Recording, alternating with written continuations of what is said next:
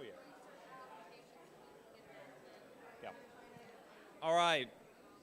Can everyone hear? You're welcome to continue to to grab your chili and to taste the best chili and to particularly vote for the best chili. We want to make sure to get those votes in. Where do votes go? Votes stay on the table. They will. Michelle will come by and will pick them up.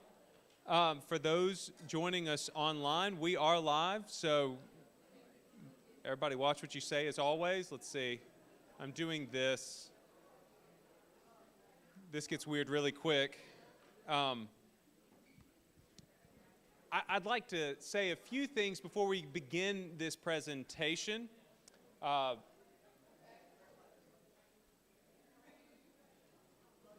First of all, if I get everybody's attention just for a little bit.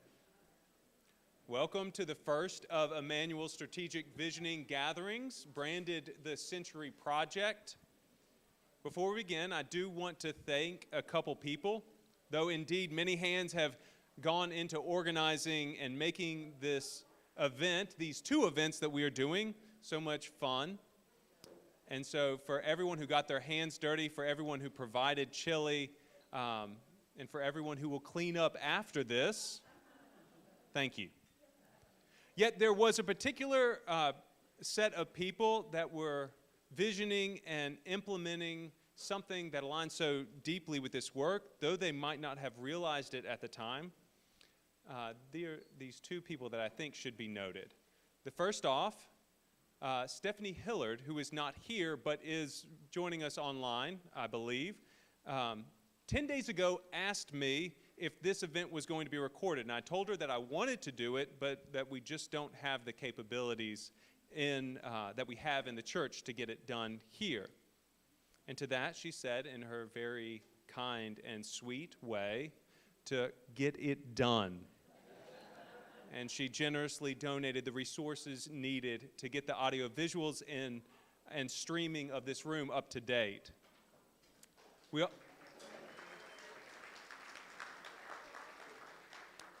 We also need to thank our facility manager, Jacob King, who in the last 10 days has helped me assess the problem, purchase the necessary equipment, the projector, the camera, the monitors, the switchers, the microphones, the cords, the adapters, and then got up top of a 16-foot ladder to install, to lay cabling, and to make all these devices connect and work. All that he did within 10 days. Jacob really is an incredible part of our team. Back to the Century Project. Getting close on 2 years ago, I met with the search committee on the back porch of Chalk Broughton's house. And it was there I asked the question, what does Emmanuel need? And I remember Harper Cook saying quite clearly that we need a long-term vision. At that point, the vestry was doing all it could to address the issues as they occurred, if not after they occurred. Harper said that we need to set our vision further than 1 month, 3 months, and 6 months out. We need a long-term vision. And so we, your vestry, have been working on that visioning process. But we are not naive to think that we can vision alone. Rather, it's only with our collective knowledge that we can be made complete. These 5 initial gatherings of the Century Project are meant to do just that. Collect your thoughts, your dreams, your hopes for Emmanuel. These gatherings are not simply to inform you of our past, present, and future, but to invite you to dream alongside your vestry. What is God calling us to accomplish these next 100 years? Where is our ministry headed in these sandhills, and what do we need to get there? And so what better place to begin than our history? Though branded the Century Project due to our nave, our sanctuary centennial year next year, our history is in fact much older than 100 years, as Dr. Ferguson is about to explain, much more complicated and much more rich than we have ever known. But before we begin, before Dr. Ferguson takes the stage, let us pray. Come down, oh, come down, Holy Spirit, and with great might stir up within us that longing to serve you. Hone within us the sound of your voice. Liberate our minds so to dream your dreams. Embolden our tongues to speak your truth. And strengthen our resolve to act in accordance with your direction. May we be empowered to live deeply our calling, to reflect your light from generation to generation in Jesus Christ forever and ever. Amen. Dr. Ferguson.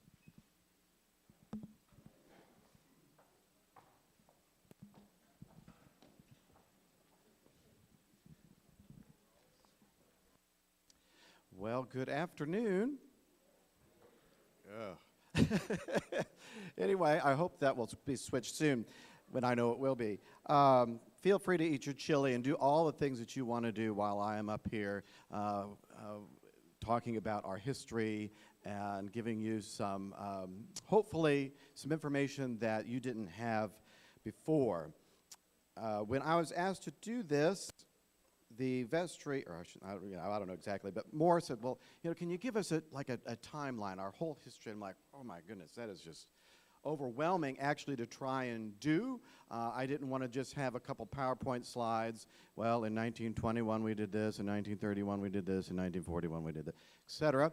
And so I thought what would be more interesting is to actually tell you our origin story, which for many years has been lost. There has been a fair amount of misinformation that happened about our origin story, particularly from 1970 forward. Not at any, not anybody's real fault, but things got lost in the shuffle. There's also a lot more resources available to us through the digitation of newspapers and the archival work of the Moore County Historical Association that has actually made this possible. So what I want to do today is essentially tell a story answering this question, which Robert Brown posed, which is this: why is there an Episcopal Church in Southern Pines? Why are we here?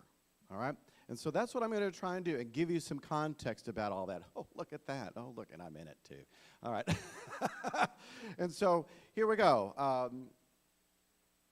All right, so it all starts with Charles and Mary Shaw. The ground that is underneath our feet belonged to the Shaw family. And if you have never been to the Shaw House, which is over here on the corner of Broad and Morganton Road, you are missing out. That is the home to the Moore County Historical Association.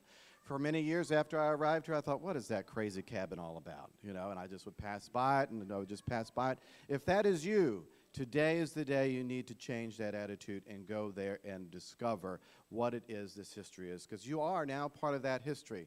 That cabin's built about 1820, and Charles and Mary Shaw raised there. They had 12 children, but 10 children in that place.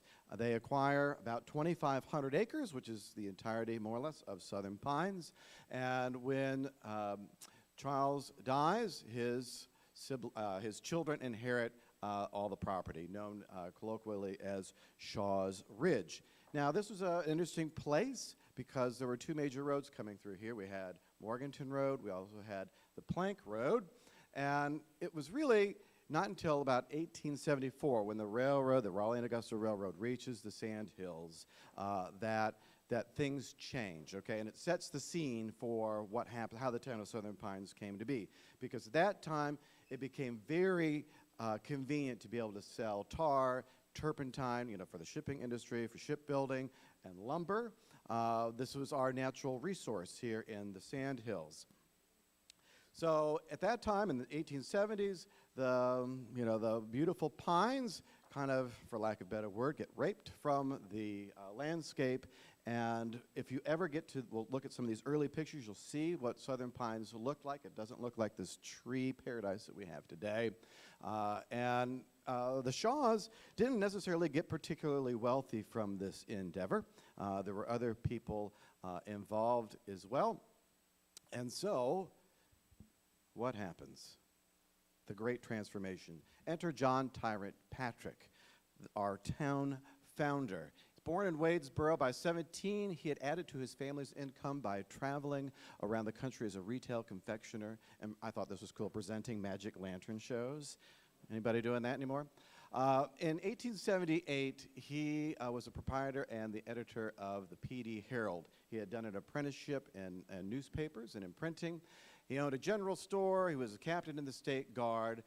And this is where it gets interesting. So Wadesboro's in Anson County. This guy was an entrepreneur. He was a mover and a shaker. This is the period. Think about this. The Civil War is ended in 1865. Okay, and so here he is 13 years later. And he starts distributing to northern farmers and businessmen and tourists publicity releases to northern newspaper pointing out the availability of inexpensive and fertile land. Well, Governor Thomas Jarvis learns of the enthusiasm being generated by Patrick's efforts and the matter of immigration being discussed. Now, immigration is not immigration from Mexico. It's immigration from the north to the south, all right?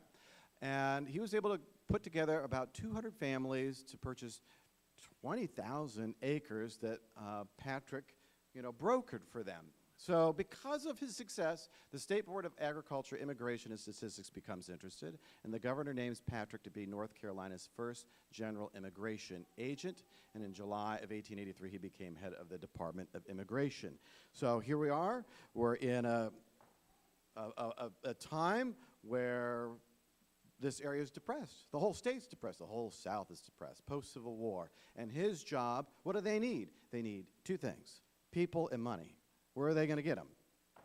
From the north, all right? And so that is his job. Of course, he worked with the railroad as well, but we won't get into that. So a town is born. There's a gentleman named George Saddleson. He is a doctor. He opened a pharmacy, which is still on Pennsylvania and Bennett. It's a little used, I think it's a used, it just closed. It was like a little used clothing store, but that is still there. He settles in Moore County and starts praising the healthful qualities of the longleaf pine belt. So he's on Patrick's side. Patrick had relatives in the community, and they start to develop plans for a health resort. And public officials in Washington agree with Dr. Saddleson about the area's climate for people suffering from pulmonary disease, that this would be a healthful place for those who, at the time, what they called consumption. Tuberculosis is what we address it today. And after considering several sites on the newly enlarged Seaboard Airline Railway, which runs right down Broad Street, Patrick used his own money in March of 1884 to purchase 675 acres here in Moore County. He organizes the New England Manufacturing, Mining, and Estate Company and lays out a town first called Vineland and then Southern Pines. And so with these physicians on his side, he starts advertising heavily into the north. Now, just as in a little aside, I put this here.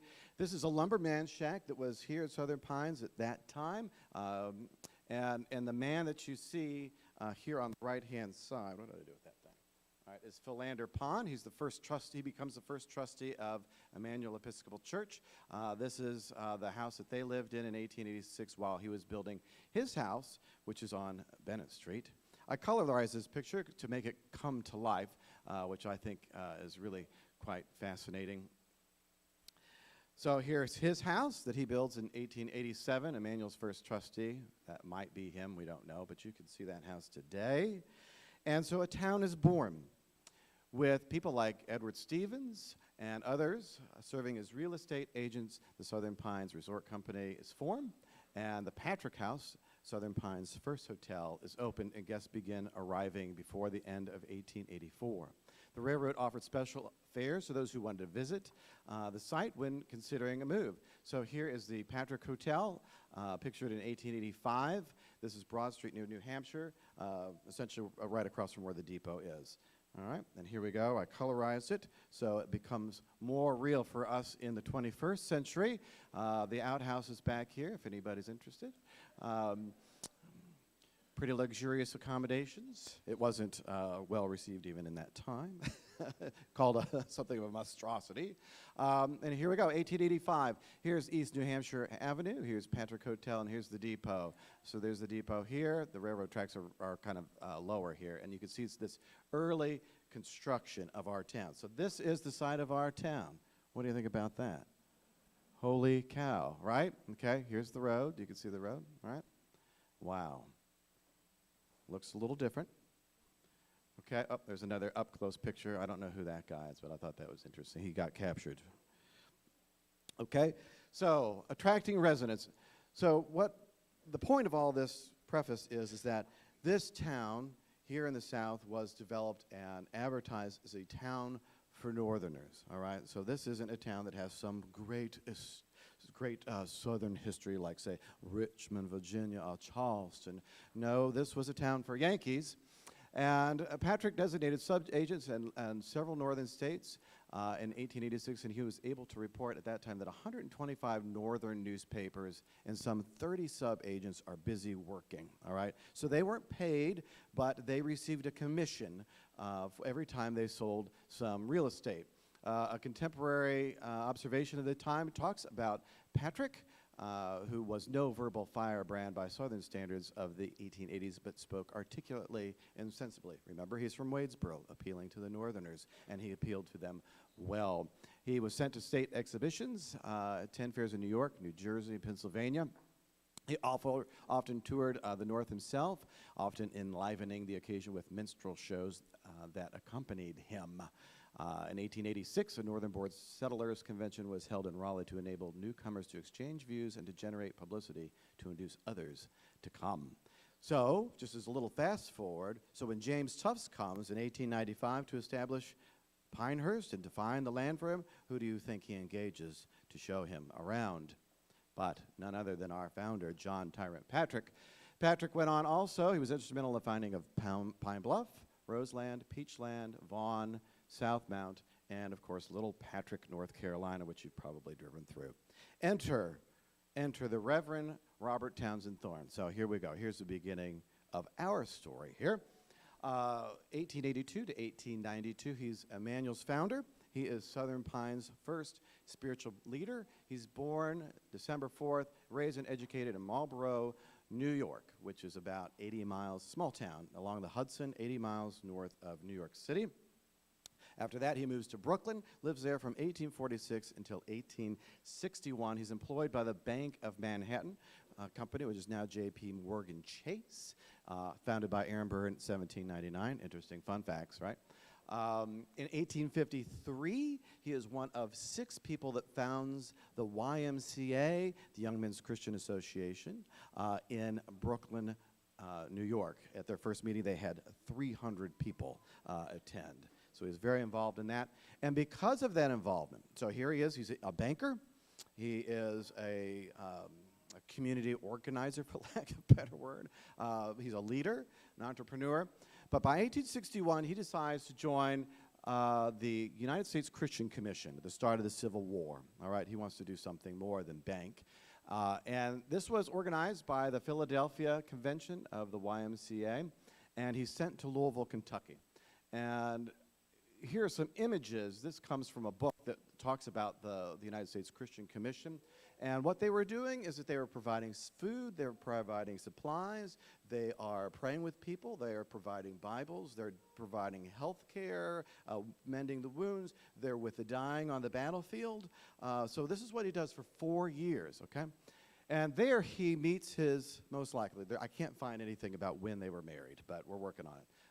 He meets his wife, Sally Allen Richardson. She becomes a very, very important figure in the life of this parish, believe it or not. She was the daughter and heiress of a wealthy and important Louisville banker. That's helpful, all right? Here's some more images of what was going on, playing the piano. He's rejecting Jesus. He says, I've been a sinner my whole life. I can't accept him now on my deathbed. And he's saying, yes, you can. So about 5,000 of these workers do this. So from then, he decides, okay, it's time to get into seminary. So he goes to the Berkeley Divinity School in Middletown, Connecticut.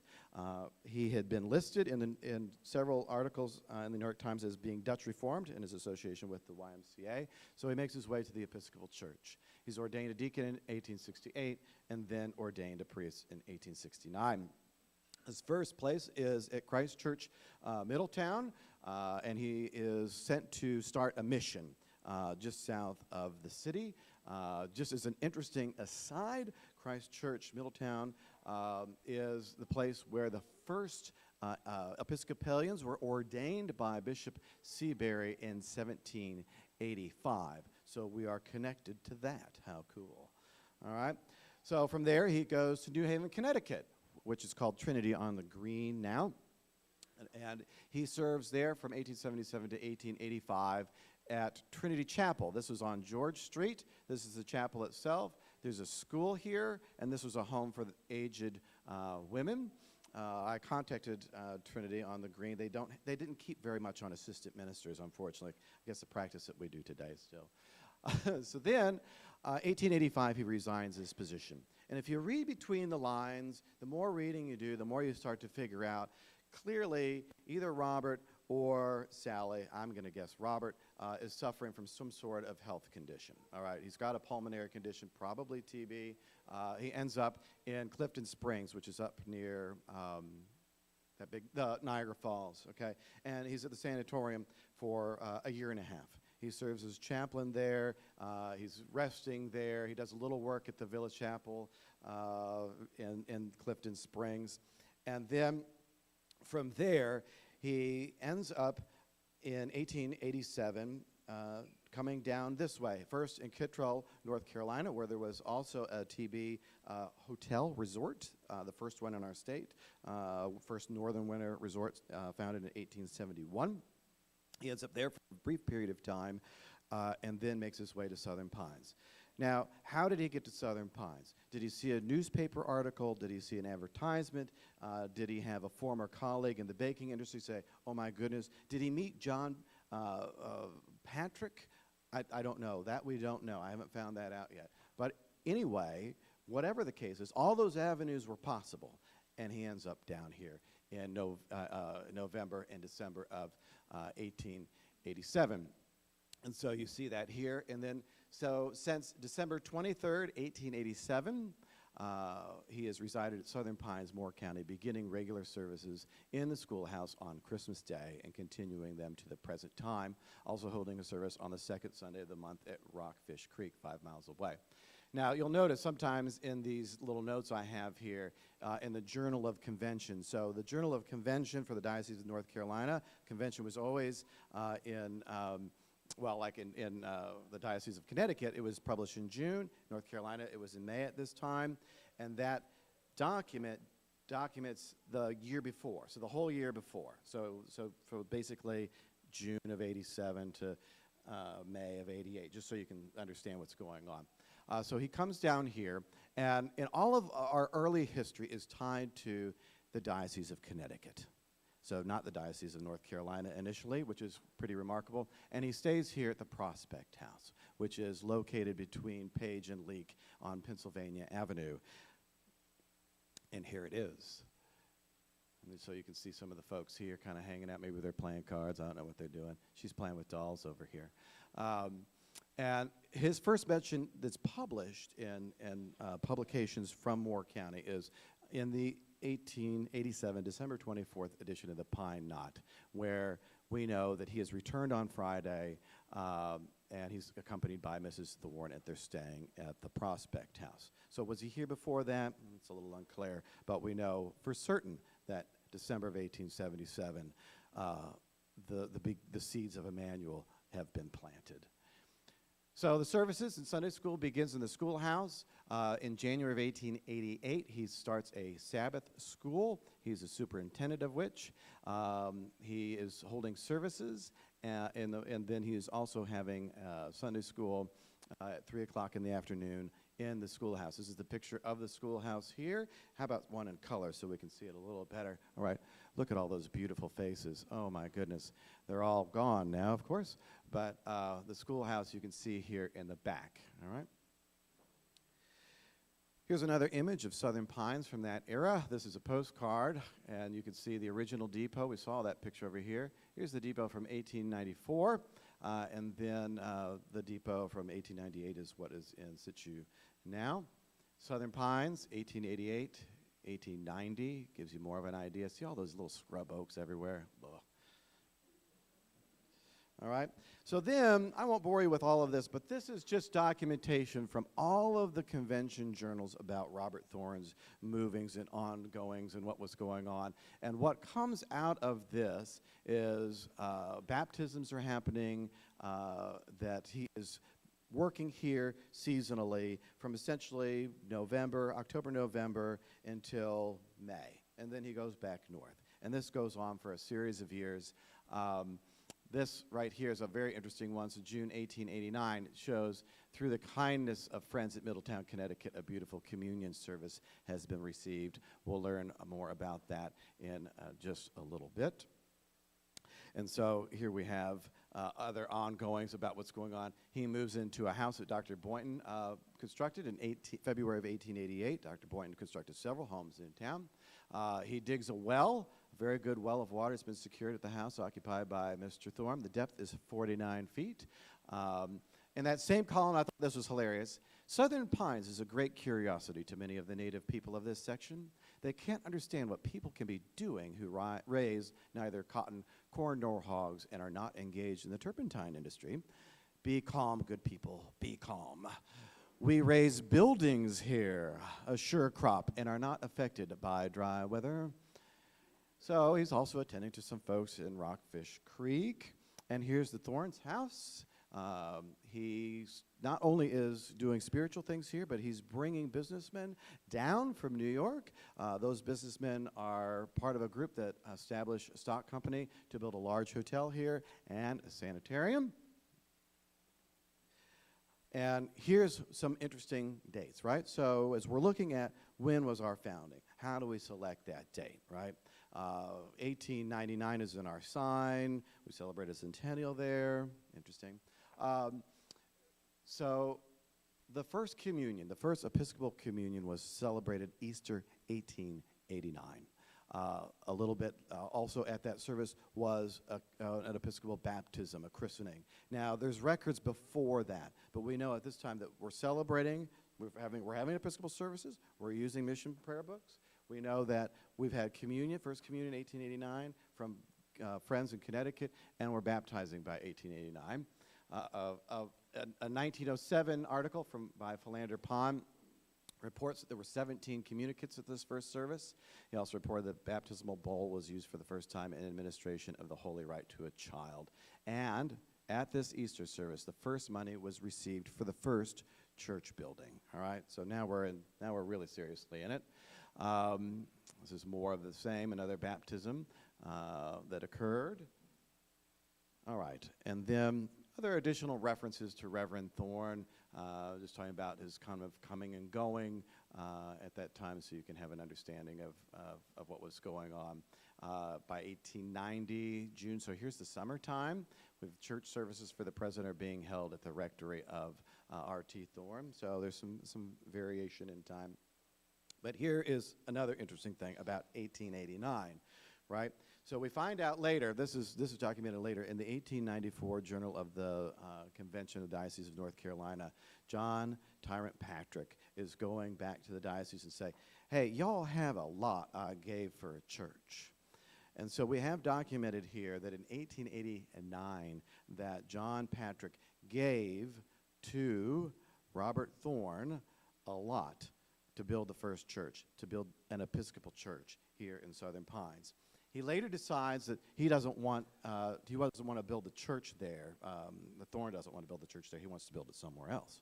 And so in 1884, Patrick goes to the diocese, who's held the title since 1889, and says, hey, y'all, can I have my lot back? I promised to donate it to charity or do something good with it. And they gave it back to him because orally, Reverend Thorne said, I want to build my church here. Can we trade? And so they made a trade with paper and orally, but, anyhow, this is him saying, can we have it back? So that's pretty cool. So 1889, we know those three major things have happened. And so here's where the first church goes. So here is Pennsylvania Avenue. All right, here is North Page Street. And the first lots are right here on this corner of Page and New Hampshire. They're recorded to Sally Richardson Thorne. And so as we find out through this whole thing, our history of Emmanuel is that women are unbelievably important for the history of the church. In fact, maybe more important than the crazy men that led this place. And so here it is. She acquires these lots. She also has these lots deeded to her, which is on the corner of Page in Pennsylvania. The Prospect House is right in there. So did she have some sort of interest in it? Maybe. All right. And then it gets deeded to her. I should say it's recorded in 1891. She has it beforehand. Like at that time, it was really common for deeds to pass hands and then to get recorded at the courthouse in Carthage. That's a long journey then, somewhat later. Other property owned by Sally and Robert Thorne, they had the whole block on Broad Street where the little toy shop, Truist Bank is, Southern Prime. You'll never eat at Southern Prime again without thinking of the Thornes, right? They also had property here off of Bennett Street. This is where, you're blocking me, that Heritage Flag Company is. And then Marsh Smith's office is right over here. And then this would have taken you up to the Piney Woods Inn off of Page Street, so this corner here. I'm kind of guessing that, because we don't know exactly, I haven't done enough research to find out what lot it was that Patrick gave in 1889, but I'm guessing maybe it was down in here somewhere, but it's definitely here. And then additionally to that, they had 569 3/4 acres in the Sandhills Township. So that's Aberdeen and areas south and west of there. That is almost as much acreage as the town founder had. The Thornes could have started Thornville. I mean, it's incredible to think about that. All right, April of 1891, ground is broken for the new church. And in 1891, May 17th, the cornerstone is laid. And here we have from the Jonesboro Leader edition, Wednesday, May 20th, 1891, this in writing, the name of the church, Emmanuel, 1891. Not the myth that has been told for way too long that we were named on Christmas Eve of 1899. Not true. Sorry, I enjoy that. It's like being on the road show, right? Oh, your grandmother told you that? Oh, Marie Antoinette, really? All right, and that the brownstone from the quarry is near Sanford in this county. Okay, Jonesboro. Jonesboro is probably an unfamiliar name to you, but Jonesboro was just south of Sanford. It got swallowed up. It's now just a neighborhood. All right? Okay, and there it is. This is the cornerstone of our first church, 1891. In situ. This photograph was taken in November. There is a wonderful lady named Angie Von Cannon who lives in that house. She likes to kind of keep to herself, so don't go knocking on the door like I did. But I did send her some letters and some information first, so it wasn't a surprise. But there it is, and there's the date, 1891. It's been painted over, but and then here it is in situ. It's right here is the cornerstone, and there's the church. Pretty cool, huh? This is just a little example. This is the cornerstone from the First Congregational Church of 1897, just to try and give you an idea, maybe, what the color was. So, 1891, Thorne leaves for New York. Church work gets suspended. He returns December 1st. A valuable clock has been stolen from his home. That's annoying. But what we do know is that by August 26th of 1891, that the walls are up and covered and the roof is finished. Church is completed 1892, 1893. We're not exactly sure where, but part of that has to do with the fact that there is, the newspapers have kind of moved out of the town at this time. There are some things around that have been shared with me, but we haven't been able to land on an exact date yet. So, Robert Thorne dies December 16th, 1892 in Southern Pines. Again, another popular myth has been that he was back north when he died. Not true. Another myth is that he was in Asheboro. Not true. All right, and here, it took me forever. I've been searching for years for his obituary, about something about when he died. And so finally, I decided, well, I'm just going to join newspapers.com, and let's just see if we can find this dude, right? His obituary is on page 5 of the New York Times, all right? And there he is, holy cow. I mean, this guy was a mover and a shaker. And you know what's next to it? This article about the new cathedral, the laying of the cornerstone for St. John the Divine in New York City. All right, yeah, cool. All right, this is the plaque that you see in our church for him. Here's his tombstone. He and his wife Sally are buried in Middletown, Connecticut at Indian Hill Cemetery. In the words of Philander Pond, Mr. Thorne was a man of deep piety, Catholicity of spirit, and most liberal views. And then at the beginning, it was mission books that were used, and then in 1888, services were moved to Mr. Thorne's cottage. And he talks about all the things that we have talked about. And the first service, according to this report, well, in the newly constructed church occurred in June of 1893, and it was a memorial service for Robert Thorne, conducted by the Reverend Mr. Newhall, a Baptist minister. So Thorne's put together a small Episcopal congregation, all right? He's also holding union services. The funeral was in Brooklyn, and he was buried in December of 1892 in Connecticut. He made this in that same article from Philander Pond. He makes a little note about some of the church donations, the baptismal font that was made, altar linens that were worked by Mrs. Huttenauer. All right, let me give you a sense here. That is Helen Huttenauer's mother. She was a later, she wrote this young book called Young Southern Pines. If you've never read it, you should. It's fantastic.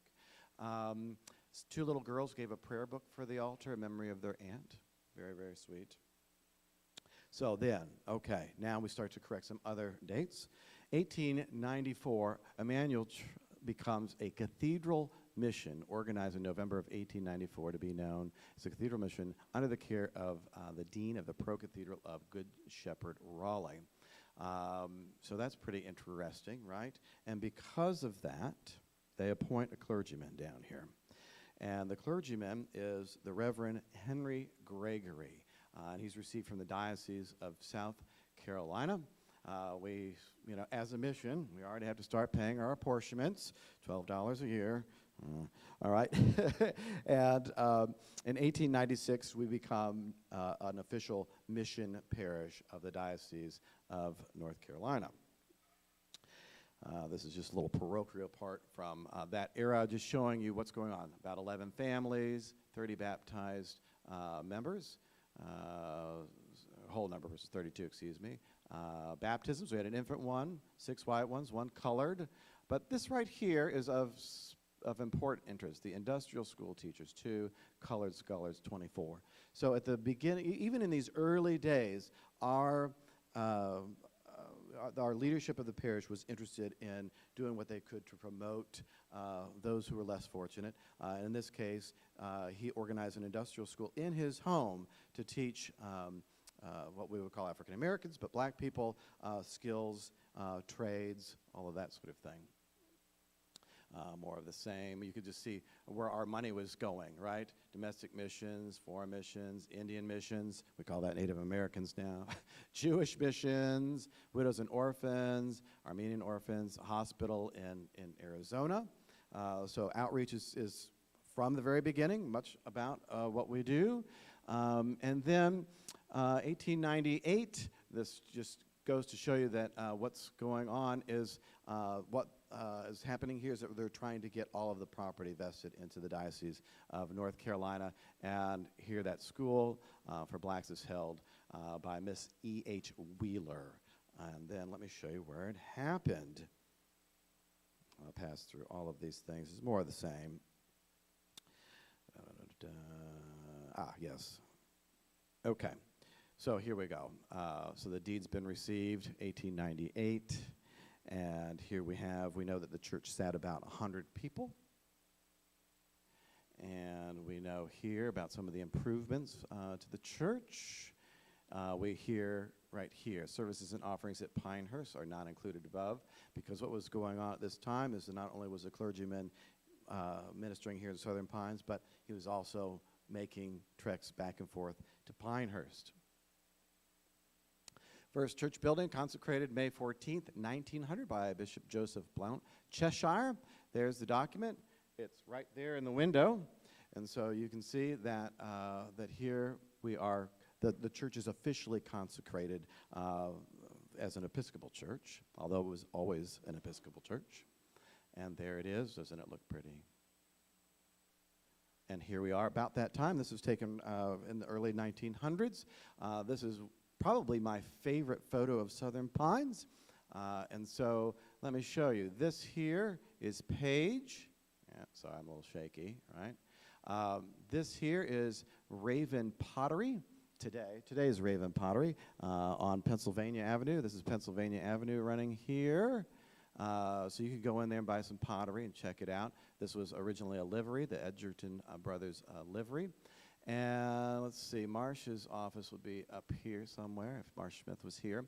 But this is the entrance to the Piney Woods Inn, because the Piney Woods Inn, these hotels, right, they're doing a couple things. They're bringing Northerners down, they're bringing business down. There are places for people to heal and recover. And this is the drive up to where Piney Woods Inn was located.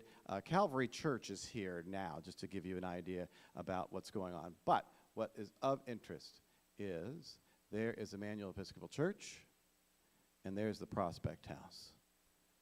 And there's some sweet little boys and all kinds of people strolling along. Isn't that just lovely? There's the Piney Woods Inn. That's what they were strolling down from. You can get a sense of that now. How about that, huh? Burned to the ground, 1910, I think. And there we go, just showing a little closer view of the church and the Prospect House. So other churches that were happening at this time, the Catholic Church, it gets completed in 1895 on the location where the current Catholic Church is. They tore down this building in the 1970s to build the less than beautiful building they have today. The Congregationalists, they start organizing in 1890. Yes, I am judgmental.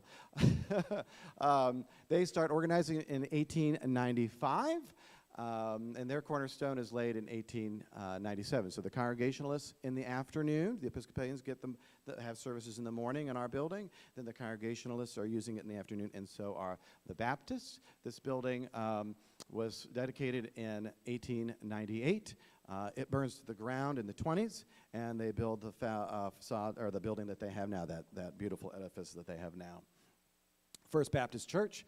The Baptists were here in the area when John Patrick arrives, but they were at Manly, okay? So not in Southern Pines, but by 1899, they decide to join with a group of folks in Southern Pines, and they build this church. And this was catty corner from the Episcopal Church. This is still in existence. It's an apartment house now. The tower, the steeple is gone, just like the steeple on our original church. And the Baptists were here in 1899. They would later move to the block over there. And this is the interior of our church, another close-up. This was right around Easter time. You can see the dogwood branches everywhere and English ivy decorating the back of the altar area. See these vases right here? Did anybody see them this morning? Yes, they were on the altar this morning. All right, how about that? Dedicated. I believe these are dedicated to Robert Thorne. A lot of this furniture followed us into this church. Look at this cross. This cross was part of the church until 1967. I don't know what happened to it. Still looking for it. Oops, sorry. There they are. Aha. Cool, huh? Did you know? You thought they were just brass vases. All right. This is really cool. Here's a centennial register from Bishop Cheshire, 1900, the centennial of our diocese, and he handwrites every name of every member of every Episcopal church in town. Here's us. And there are 51 of us, mainly white, but over here, the Stores, and Mary Grady, they were colored, Louisa Grady, And you see some interesting names. This is Mary Bell Grady. This is the rector's wife. Of course, she gets to be number 1, doesn't she, Emily? All right. And then we have Philander Pond. Here is number 3. The Sweat family. Those of you who knew Steve Barney, Steve Barney. He's a descendant of them. And a lot of these are very interesting, important names in the history of Southern Pines. Here is Mrs. Lillian Huttenauer. And these are her 2 children, Virginia Frances and Margaret. And Helen, who was born in October of 1900. This was taken in March, so she wasn't counted, poor thing. All right? Very, very, very interesting to see what's going on there. And here's the interior of the church. Many of you have seen this before with the organ. This was taken Christmas, probably about 1914. Here is the memorial window that was given in honor of the rector's wife, built by Studios in New York City. If you know where it went, please let me know. Still trying to figure that one out. There's the cross. This is the communion ewer that we use given from the Mission Guild in 1903. Every baptism that we have uses that, even the one that just happened for baby August. How cool. There it is. Sorry, it's backwards. Here, it looks like that. Right? Okay. Here we go. All right. Now, just some facts about him. Gregory serves from 1896 to 1909. He's serving services in Pinehurst. He purchases a small cottage on the corner of Rhode Island and Ash, and behind it he erects a huge house in 1897. That's where this industrial school was. That's where Sunday school was held. All kinds of functions of the church happened there. I actually walked from that house to the Page Street Church. It takes a little bit of time just to get a sense of what that was like, right? Okay. He resigns, and at the time we had about 53 members. There's his house, Topping Walled. It's still there today. It's actually for sale right now. If somebody would like to buy that house for me, that'd be great. It's 6,000 square feet, and it has enough bedrooms for my kids. No? Okay, all right. But you can drive by there and check it out. And here he is. Here's our guy, right? Greatly esteemed and honored in Southern Pines, a man of fine public spirit, ever interested not only in the town's moral welfare, but in its physical and civic improvement. To the end of his life, he kept in touch with the affairs of his own community and of the world at large, never losing interest in what the world was doing. He was a good man, a loyal churchman, a hardworking minister, and a faithful Christian, and his works will follow him, and we thank him. So he resigns. Samuel Thompson is here for a brief period of time, so you aren't the first Thompson. Where'd he go? Is he here? Morris. And then 1910 and 1913, Reverend Edward Leslie Ogilvie is here. We don't know a whole lot about him. We know there's documentation about the women they'd have these sales all the time, the women's auxiliary. They were constantly, has been going on since the 1890s, of course. They made confections and aprons and just all kinds of stuff to send to orphanage and different charities and mission work, and so that's going on. Boxes of clothing that's put in. We know that the organ that you saw in that picture was put in at this time as well, so 1911, 1912. And then this is just documentation about his life and his funeral. I thought this was interesting. Strikingly handsome with a pleasant voice, his pulpit messages were always strong and impressive. He impressed all who heard him as a true messenger of God. And so we can look at more of that later if you want to. More interesting things about him. Here's his tombstone. How about that? Okay. Now, next up, Reverend Henry Oswald Nash. And this is kind of the first person that we need to pay attention to as far as how did we get here? We know how we got there, but how did we get here? So attendance on Easter Sunday, 1914, is 54. Normal. The attendance figures are hard to capture because they're recording communicants, not butts in the seats, but communicants. And so we have the register starting in at this time. We don't have the attendance record or register before that. It's lost to time, but it's at Henry Oswald's period that we become a seasonal church, so only about 30 services a year. Gregory had the church open all year round. All right, so that's a change. He serves as the chaplain at Southern Pines Sanatorium and also down the State Sanatorium at Montrose. If you go down 211, it became a prison hospital. It's all kind of boarded up and run down now, but you can check that out if you want to. Here, Mr. Nash is not only a preacher of superior abilities, but he is evangelistic to a degree that makes him exceedingly useful in the community. The missionary instinct, or the missionary spirit acquired, whichever it may be, is unusually strong in him. The U.S. declares war on Germany in 1917, so that kind of disturbs things here on the home front, and he gets, under appointment from the church, commissioned as volunteer chaplain in Camp Green near Charlotte, and so off he goes. I think he's quite a striking man. Look at that. Good-looking guy. Well, so what does he do? So he and the wardens decide and come up with this vision that it's time to move. And, oh, that's the register of church services, sorry. All right, and so the first lots, this is our lot, our block, excuse me, of the Massachusetts Avenue property is acquired in July of 1916, okay? So correcting some errors that was in our previous history. And lots 4 and 5 are first. So this is right here where the Memorial Garden is now today. Lots 2 and 3 are next. Okay, well, actually more of the Memorial Garden, and then the walkway into what is the parish offices now. And then January 27th of 1917 is lots 6 and 7. That's where the church sits. And plans for a new church are formulated by Dr. Sweat. Those windows in the back of our church are in memory of the Sweat family, Mr. Wiley, Mr. Hayes. So these are the 3 wardens of the church, the main wardens of the church. And they and Reverend Nash decide it's time to move. We need to make a plan, right? So Morris is talking about a plan. So they've made a plan, all right? Now why? Why in the world would we do that, okay? So the residential development of Southern Pines, particularly Morris Gable and Anglo-Saxon development, is moving east of Broad Street, right? So the town is evolving and changing and growing. And toward the Weymouth area of town, many of the original hotels from the pioneer days had burned down. Others were becoming kind of seedy.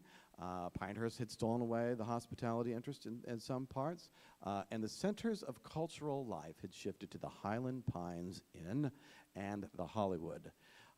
Our first edifice also, there had been some changes to it as well. So by the time we left, it could only seat 150, and a desire for a proper and appropriate edifice for the growing community was wanted. It was time for Emmanuel to shed off its pioneer facade. So you think about, just drive around this part of town, right? Go by Seal Bryan's old house, right? And you can see what was going on. It's drive by Weymouth. What was going on? You look at the original church, and then you think about our church, and you go, oh, I get it. All right. Here's Ash Street. So you're standing on Indiana Avenue, like I'm facing right now, looking north towards, this way, there we go, towards Massachusetts. So we're only a block off here. And note the roads condition at the time, the housing that's going on. And so this is where the residential part of town is growing up. Highland Pines Inn was right up Massachusetts Avenue, constructed in 1912. That's the same year as the Grove Park Inn in Asheville, to give you a sense of what that building was like. It burned in 1957, but everybody was going there. It was a cultural and hub of Southern Pines, and they're all driving up Massachusetts Avenue. They're all driving right past our church. Cards are played. People are resort guests. All kinds of stuff is going on there, right?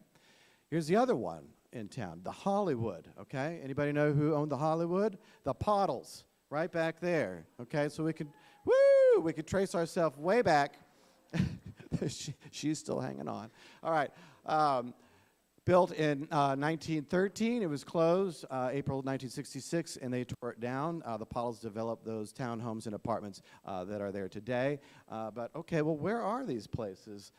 So this book I ripped off from I took off of the book here, Helen's book. Here's where Page and New Hampshire. This is where our original church was. You can see the Prospect House, the Piney Woods. And all these other hotels, right, that now have either burned to ground, they're gone. This part of town is just changing. And now here's where we are, Ridge in Massachusetts, and here is the Highland Pines Inn, and here number 10, this is where the Hollywood is. So here's May Street in New York, right, Ash, and here's another one, the Juno. Okay, so it all makes sense. Yeah, it's time to move. And so 1917, so now we've got property. We own property on this lot, okay, on this block. Okay, let's build a rectory. All right, well, bad timing, World War I comes along. You know, they even have a big Emmanuel Church rectory fund. Let's have some ice cream and candies and bread. And, well, this was maybe the first time a campaign for Emmanuel failed. So that just goes to show you that sometimes it happens. For those of you who have been here long enough. Too soon. Reverend John Hartley comes in 1920. He's here until 1923 when he accepts a call to Kinston, and church wards of this period, Sweat, I misspelled it, Hayes and Wiley. We know that baptized persons are about 40. The church is only open about 6 months of the year. It's seasonal. Here's the registry, season of 1921-22. So you get a real sense of what was going on. Right? This was a seasonal town. This is a northern town, right? And so that, you know, when you put that in your mind, you know, all these other things start to make sense. You go, oh, okay, well, I got it. All right. So November to Easter, 1922. Reopens January 1923. Blah, blah, blah. That's not very interesting. We'll just get past all this. Okay, we know that's, you know, things are happening here. All right. Okay. So this guy's here just for a brief period of time, Charles Holbrook. So, you know, sometimes the guy's only here for a little bit of time. He's in charge of the missions at Samarkand and the Sanatorium and at Pine Bluff. He lived at Connecticut Ridge. Membership remains relatively small. Easter 1924, the attendance was only 44. So, I mean, here we are, 1924, right? I mean, we're a small church. But it's now that we start holding services all year round again. All right, and from this time forward, we have held services all year round. And the schedule at that time was 8 a.m. Holy Communion, Sunday school at 10, and service at 11. He's holding Evensong, so how about that? Part of the first recordation of Evensong here. And then he moves to Ocala, and so here we go. But what is most important about that is that during his time, Emmanuel becomes an official parish. We're not a mission anymore. We are an official, fully formed and functioning parish, not 1944, which has been reported for one too many years. And here is the document that the diocese sent me of the people who signed. These are the people who said, we want to be a fully functioning parish. I'll point out some names right here. She's not here, unfortunately. Helen and Harold Fowler. Those are Marilyn Neely's grandparents, my choral librarian. He's on the board later. Here's the Sweats. I'm looking for somebody else's name. Well, there's the Janks. Well, I won't bore you with that. But anyway, but this is an important item. So January 14th, 1923, later that year, the diocese says, yeah, y'all are in. All right? So we're in. There we go. Services being held all year. So then Holbrook leaves and enter Reverend Alaric J. Drew. I did forget along the way, I kind of scanned over a guy named Ogilby. He died while serving as rector here, 1913. So that's our first rector death. Won't be our last, I'm afraid. He begins December 6, 1925. He brings new energy to the congregation. Morris, that's you. Attendance is, you know, the service schedules, it's pretty much the same. 8 a.m., right, one Eucharist, 5 to 10 people. Sunday school, 11 a.m. sermon and morning prayer is what's going on at that time. Attendance is averaging about 60 to 80. Easter attendance in 1926, still in the old building, all right, is 225 over 2 services. But he has the ability to initiate the move. Now, it's really, for years, right, been undertaken by the leaders of our community. So we're looking from 1916. We are 10 years later. They've been at it for 10 years, trying to put the money together and build the energy to build this the first step of this place. And so in 1926, church plans are developed. He starts a popular churchman's dinner. And let's see what's coming. Here we go. Groundbreaking occurs September 17th, 1926, with Reverend Nash. So Reverend Nash is the guy who was here when we acquired the property. And Reverend Drew, 50 members are in attendance. Mrs. Florence Beck, as the earliest living communicant, removed the first shovelful of sand. This is from the architectural drawing right here from 1926. And here is the plan. This was the plan for Emmanuel. This was the plan that the leaders of our community wanted for this place. And so here is Massachusetts Avenue, here is Ridge Street, and here is the Parish House, AKA our church. All right? And you can see they had planned, there was going to be a transept over here, a beautiful arcade and garden. This was going to be the church where the memorial garden is now, a beautiful bell tower, another transept, another little chapel, and here's the rectory as it was designed in the original conception of 1926. Very in keeping of all the architecture of the time. That watercolor is right there. It hangs in the choir room if you ever want to see it up close, but pretty stunning, pretty stunning. Here's the architectural plans for our parish house. And you can see here, just a little inside, right? Here's the stairs that go up to the loft. Here's a bathroom door. Here's the front doors of the church. Here's the cross. Just really very interesting what's going on there. Construction begins October 22nd, 1926. And here's a photograph from 1926, November 15th, taken by E.C. Eddy. So E.C. Eddy is the famous photographer here. His house is still in existence down the road. Can't remember who lives there now. She was in my choir. Anyway, but you can see it's a brick building with a stone facade. The school is over here, which is in existence, of course, still as the Montessori School. And the cornerstone is laid December 17th, 1926, by Bishop, or with Bishop Penick in existence. And there's all of these accounts at the time. There's all these glowing accounts by people like Byron Butler and other newspaper men about what's happening at Emmanuel and what these people are bringing to this town. They're changing this town. They're changing the architecture. They're going to be leaders. We build fine homes and fine schools and fine roads. I won't say that word, but why be that way with a church?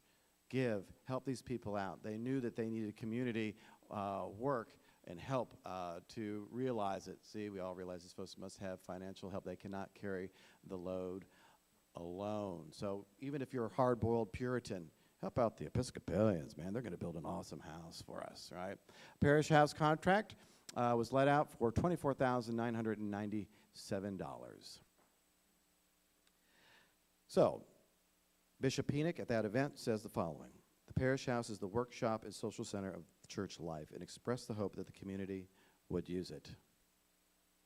And so just to come back to this, comes here. At this time, 1927, we pick up this property right here and this alleyway and this part of the center square.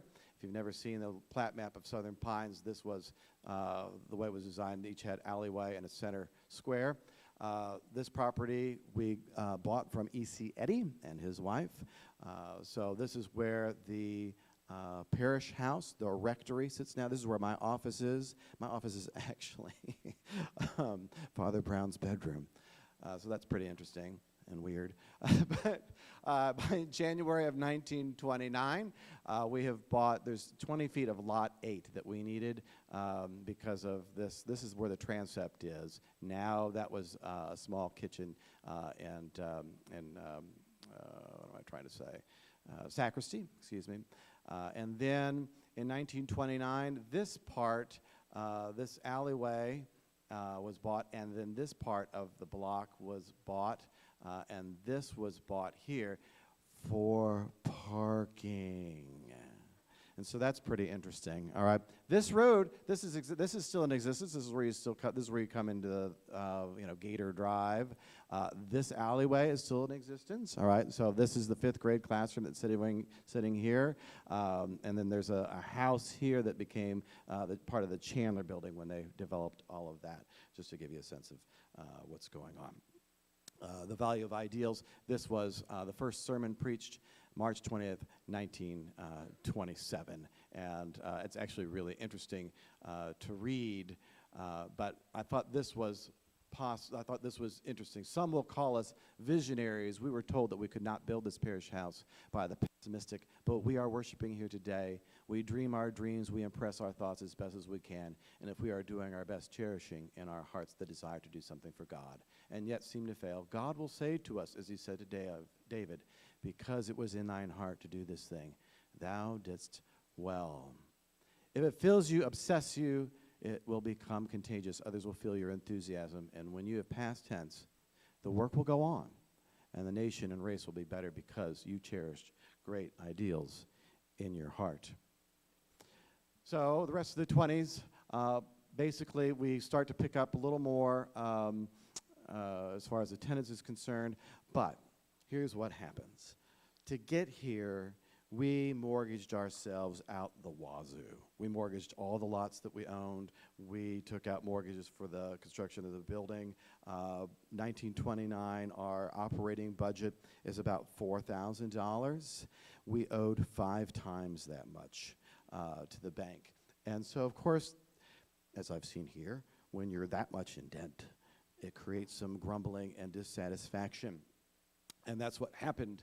And in November of 1929, Bishop Penix was called down to calm down the vestrymen who were resigning left and right, who said, we're out of here, we're gone, all right, because we're suffocating in debt.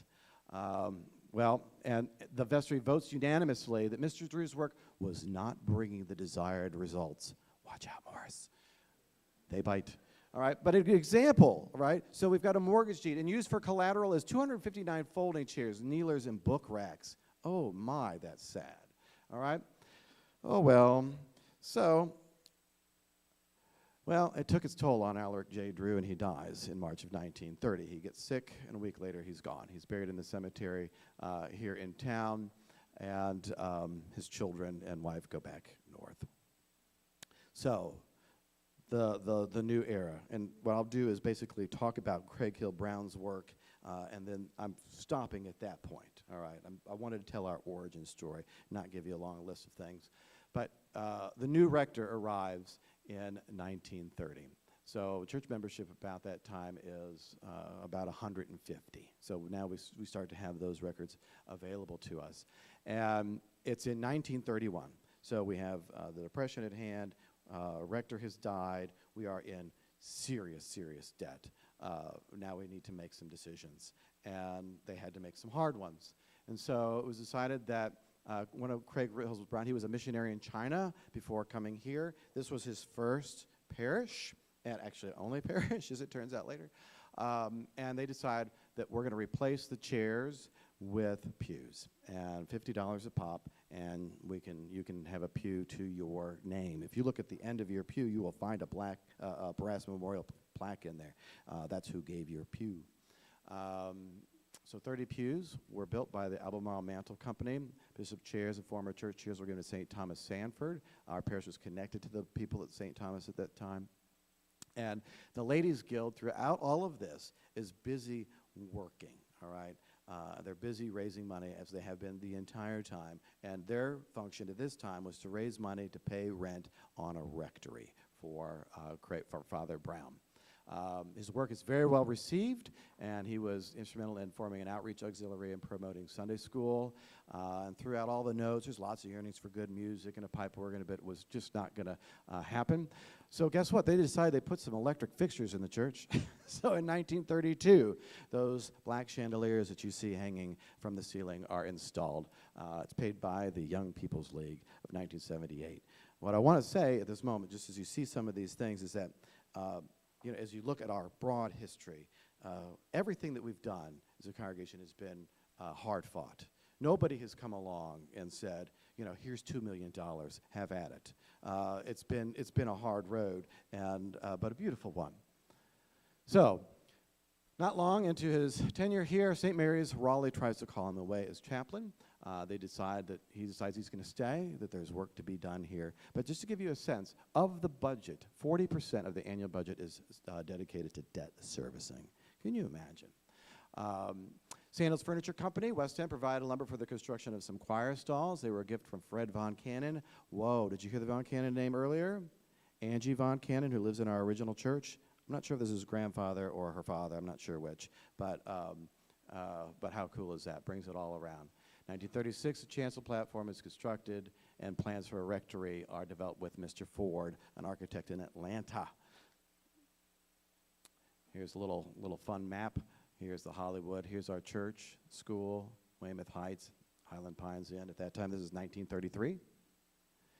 And the rectory is completed by February of 1937. And so even though we're in tremendous debt, we took on some more. But that's okay. And we secured an FHA loan of $6,400. And there's the original plans for the church. For the rectory. Here it is. There's the garage. This is essentially how you walk into the parish hall now, right? These doors right there. This was his study right here. This is where the rector's study was, and that little thing is right there. Kitchen's back in here, and this was a dining room and the living room, and very interesting. And then here you can see the property line.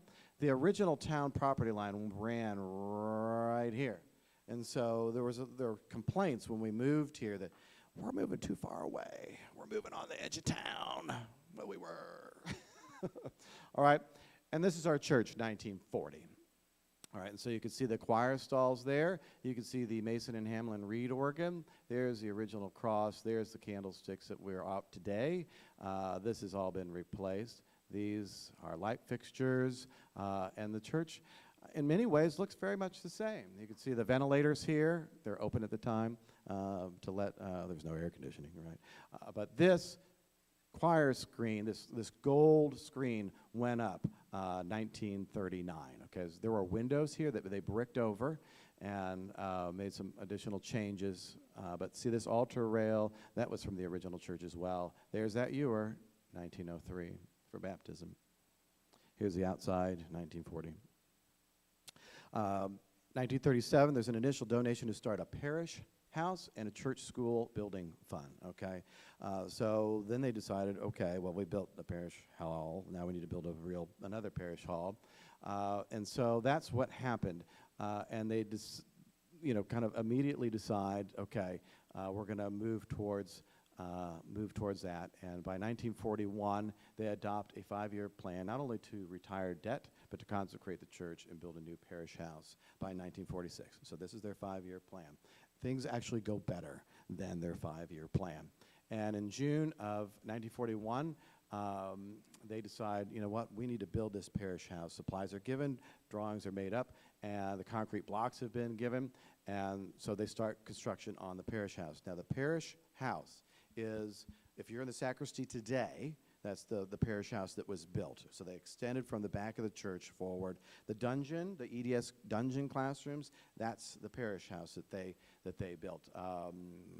Where the handicap bathroom is. The area under the organ today, that's the area that they're talking about. Here's a later picture of it. Here's the transept as we sit in it now. There was a coal burner down here, right? And this, you can see the concrete blocks of this parish house that was constructed in 1941. Now, so what happens? So 1941, we get tossed into a war, right? And so what happens with the parish house? Well, I think this is really cool. All right. So this is from Father Brown's obituary in the Pilot. Emmanuel Church was noted during the war years for its night and day program of hospitality to men of the armed forces, of whom many thousands were stationed in this area.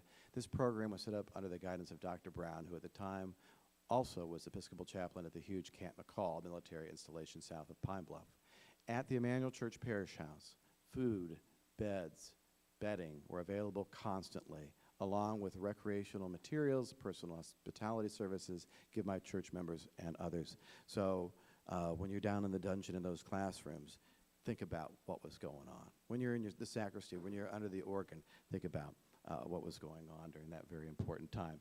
Those people would sing in the choir. They would participate in the church. During the war, the 1940 hymnal is adopted.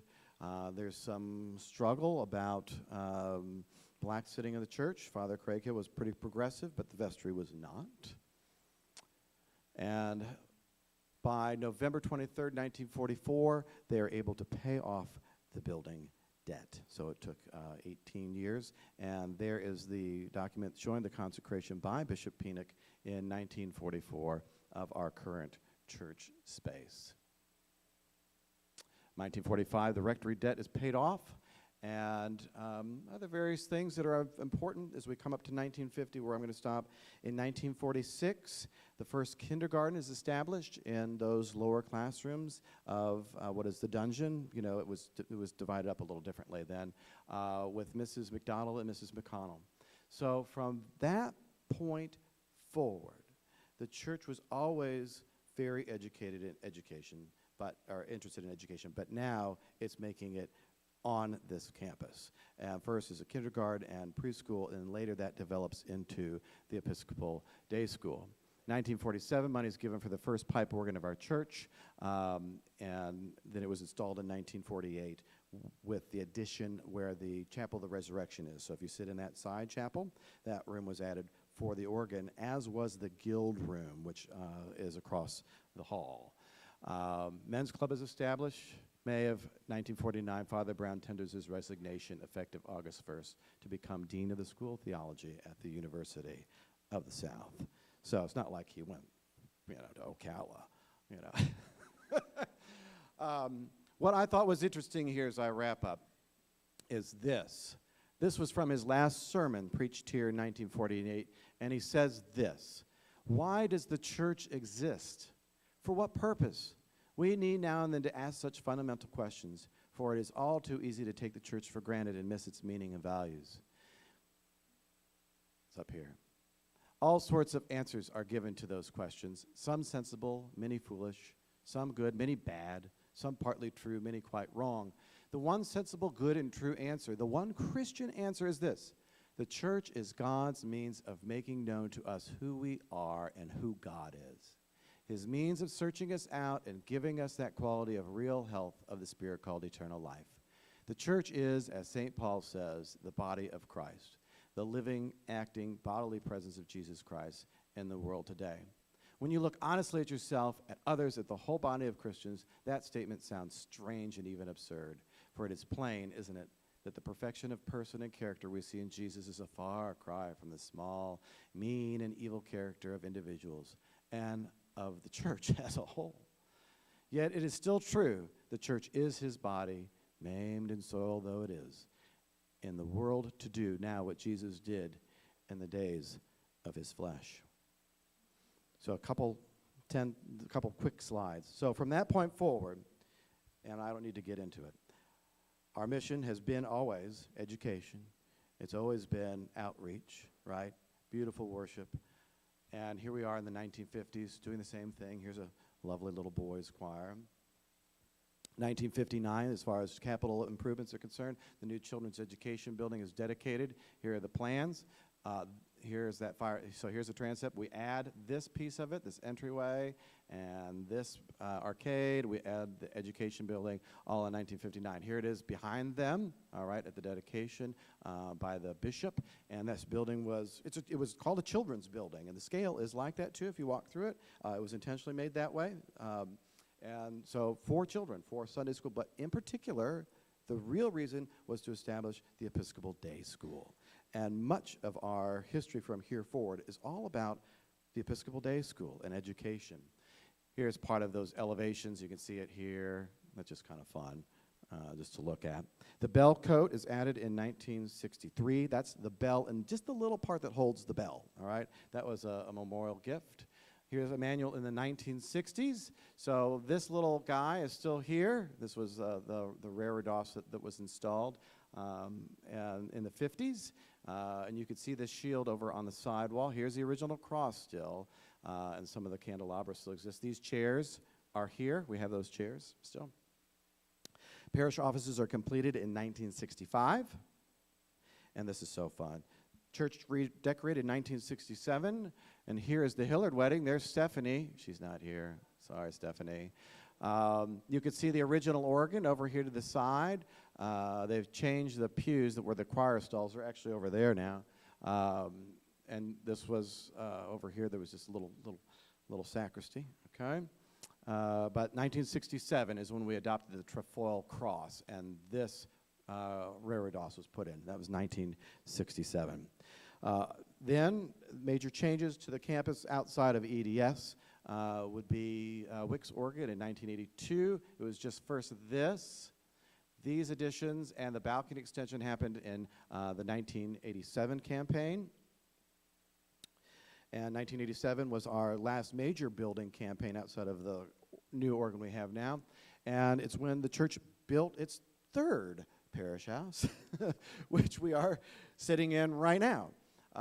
They also made some changes to the current church that we're using. They turned the sacristy area into a transept. They extended the balcony, and they did a number of different things. But the whole idea was at a lower level, we're adding classrooms for Sunday school and for EDS. And this upper level was this amazing space that we have here, which, if you walk it out, is actually bigger than our church.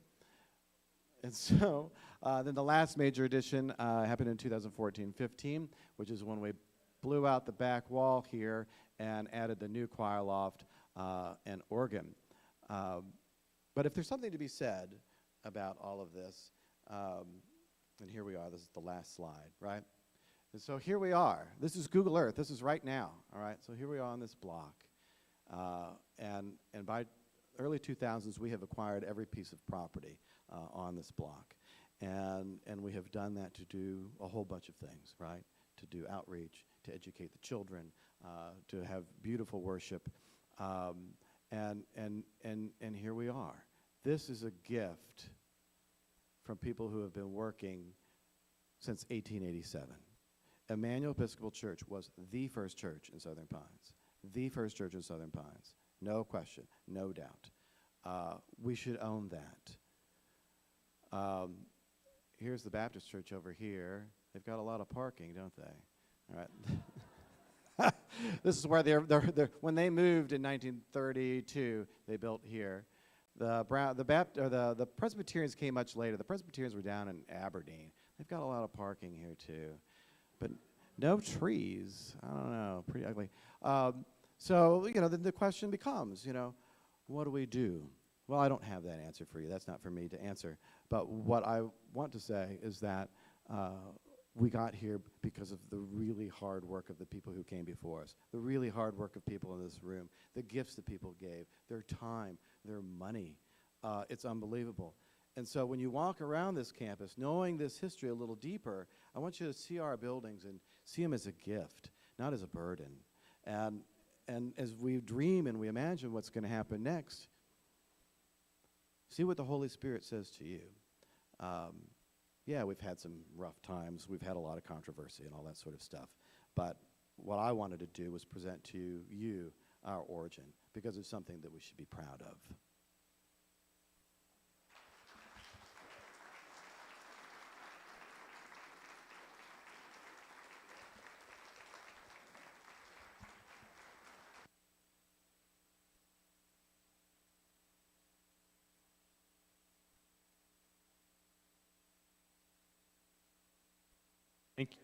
Thank you. Before you leave, I still would love to see if people could fill out the questionnaire that is placed on there. We'll pick up those questionnaires if you would like to fill up. When you first got here, if you look behind, it'll show all the different. Hold on a second. Let me just turn this off. Just turn it off.